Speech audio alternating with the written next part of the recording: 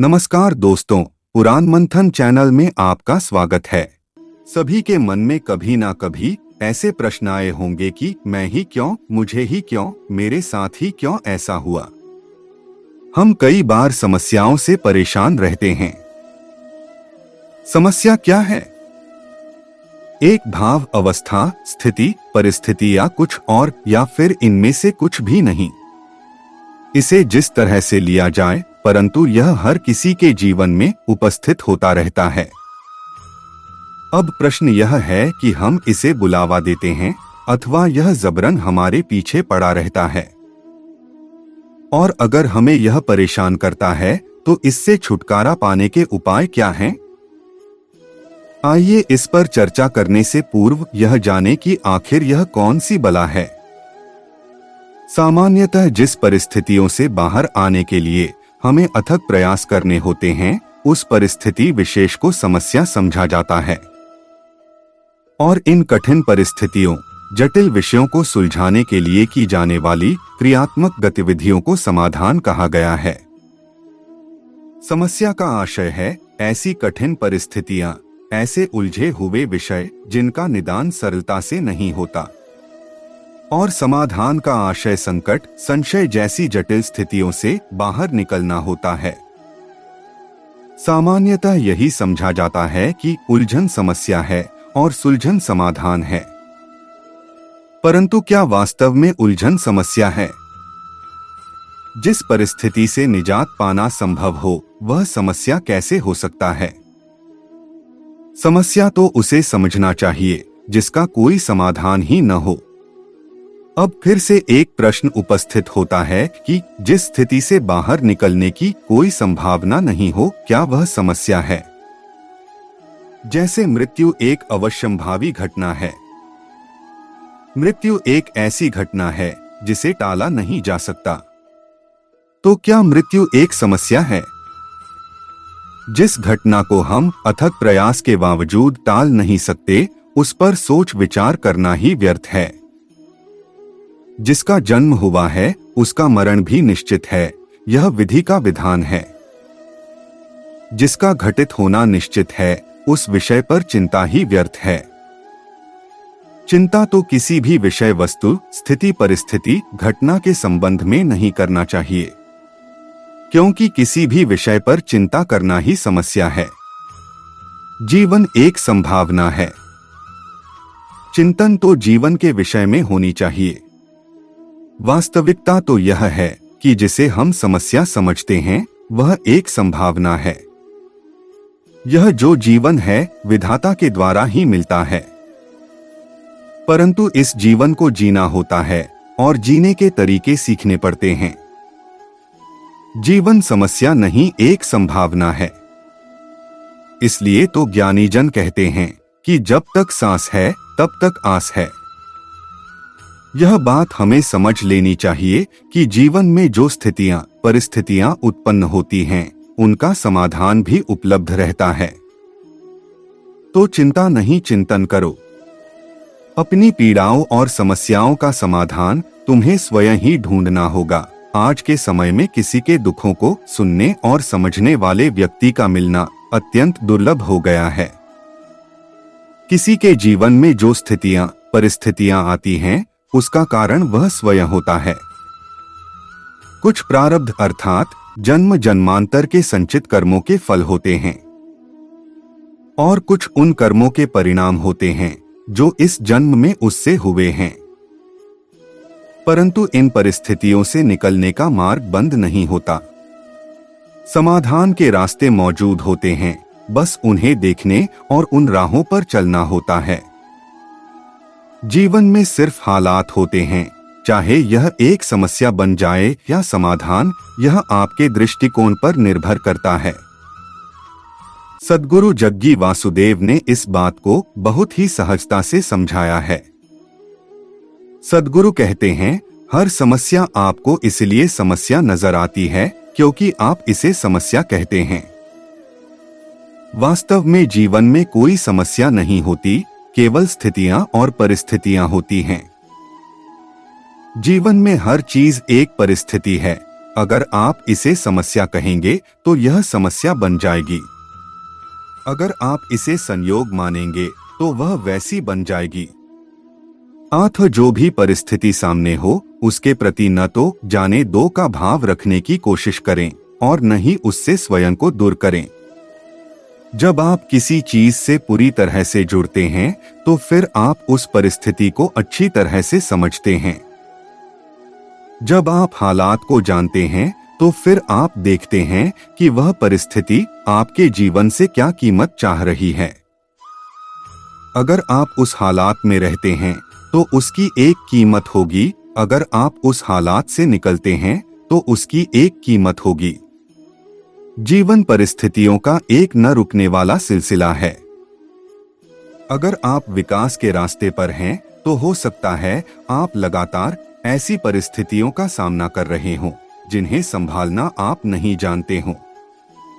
हो सकता है कि ये लगातार चुनौतीपूर्ण हो, लेकिन ये कोई समस्या नहीं है। सही मायने में समस्या वो होगी जब व्यक्ति के जीवन में कोई परिस्थिति ही न हो। इसका मतलब यह है कि उसकी जिंदगी में एक ठहराव आ गया है। अगर आप लगातार गतिशील विकास की प्रक्रिया में रहना चाहो तो आपको नित नई परिस्थितियों का सामना करना होगा। जरूरी नहीं कि आपको इन्हें संभालना आता हो। अगर आप इस तरह की तमाम कठिन समस्याओं का सामना कर रहे हैं तो आप एक संभावनाओं से भरा जीवन जी रहे हैं। सामान्य मनुष्य समस्याओं से क्यों घिरा हुआ है? इसका कारण है वह चुनौतियों को स्वीकार नहीं करता। मनुष्य के मन की सहज प्रवृत्ति है कि वह केवल सुख चाहता है और सुखी होने के जो आवश्यक तत्व विवेक, धैर्य, साहस, संतोष इत्यादि उसका कोई संबंध नहीं होता। उसके जीवन में ध्यान नहीं है, योग नहीं है।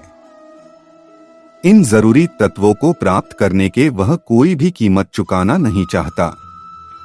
उसका समस्त श्रम, ऊर्जा, समय भौतिक संसाधनों को पाने में लग जाता है। फलस्वरूप उसका मन अस्थिर, अशांत रहता है और अशांत मन समस्याओं का घर होता है। हम सभी को ज्ञात है कि जिस प्रकार प्रत्येक ताले को खोलने के एक चाबी होती है, ठीक उसी प्रकार हर समस्या का समाधान मौजूद है। जितनी समस्याएं हैं उससे कहीं अधिक समाधान मौजूद हैं। एक तरफ समस्याओं का ढेर है तो दूसरी तरफ समाधानों का ढेर है, परंतु एक भी समस्या का समाधान हमें दिखाई नहीं देता, क्योंकि दोनों छोर के बीच कोई सेतु नहीं है।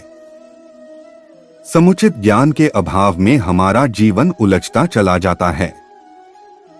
जहां सांसारिक जीवन की बात है, सांसारिक क्रियाकलापों में भी हम समाधान की खोज नहीं करते, और जो भी समाधान हमारे पास मौजूद हैं, वे घी से पीटे हैं, पुराने पड़ चुके हैं। समय परिवर्तनशील होता है।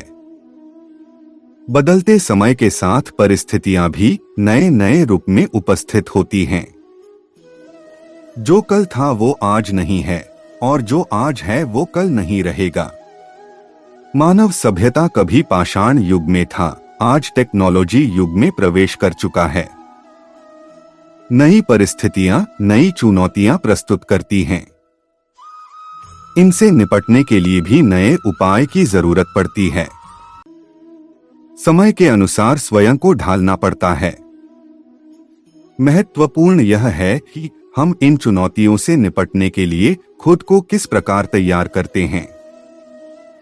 उत्तर महत्वपूर्ण नहीं होते, महत्वपूर्ण हमेशा विधि होती है। आज की बदली हुई स्थितियों में जहां ज्ञान का तीव्रता से विस्फोट हो रहा है, वहां हमें उत्तर नए खोजने होंगे। पुराने उत्तर काम नहीं दे सकते। और भी एक मजे की बात है कि कभी हमें पता ही नहीं चलता, क्योंकि प्रश्नों के संबंध में हम कभी गहराई से सोचते ही नहीं कि प्रश्न क्या है। जिनके पास उत्तर हैं, वे प्रश्न में खोजबीन करने की दिक्कत में नहीं पड़ते। जैसे कोई बच्चा किताब उलटकर गणित का उत्तर पीछे देख लेता है। फिर वह प्रोसेस विधि करने की फिक्र नहीं करता, फिर वह उत्तर लिख देता है। लेकिन उत्तर महत्वपूर्ण नहीं होते, महत्वपूर्ण हमेशा प्रोसेस होती है। फिर आगे जीवन में अगर कोई कठिन समस्या उपस्थित हो जाए तो हमारे पास उपाय मौजूद होते हैं।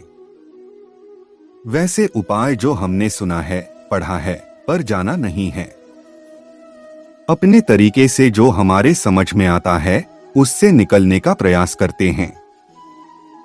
लेकिन हम समस्या के गहराई में जाने की इच्छा नहीं रखते। इस बात को समझना जरूरी है कि आसान तरीकों से कठिन समस्याओं का निदान नहीं हो सकता। समस्याओं के निदान हेतु उसके कारणों पर विचार करना आवश्यक है। इस बात से असहमत नहीं हुआ जा सकता कि कभी कभी जीवन में ऐसी भी परिस्थितियां आती हैं जिससे पार पाना असंभव लगने लगता है। ऐसे में अशांत होने लगता है। परंतु ऐसे समय में भावावेश में लिया गया निर्णय और अधिक परेशानियों में डाल सकता है।